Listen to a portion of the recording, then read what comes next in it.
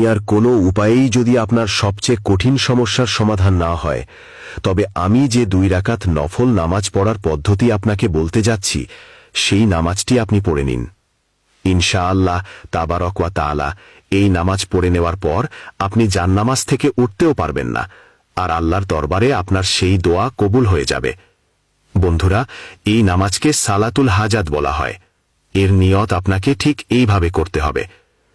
আমি 2 রাকাত নফল সালাতুল হাজাত নামাজ পড়ছি আল্লাহ তাআলার জন্য বর্তমান সময়ে মুখ বা রুখ আমার কাবা শরীফের দিকে।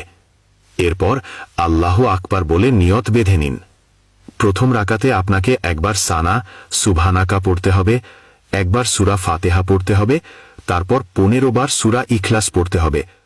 এরপর রুকু করুন, সিজদা করুন, তারপর দ্বিতীয় রাকাতের জন্য দাঁড়িয়ে যান। দ্বিতীয় রাকাতে আপনাকে সানা পড়তে হবে না, দাঁড়িয়ে সূরা ফাতিহা, তারপর 15 বার সূরা ইখলাস পড়বেন। এরপর রুকু করুন, সিজদা করুন, কায়দায় বসুন, সালাম ফিরিয়ে নামাজ শেষ করুন।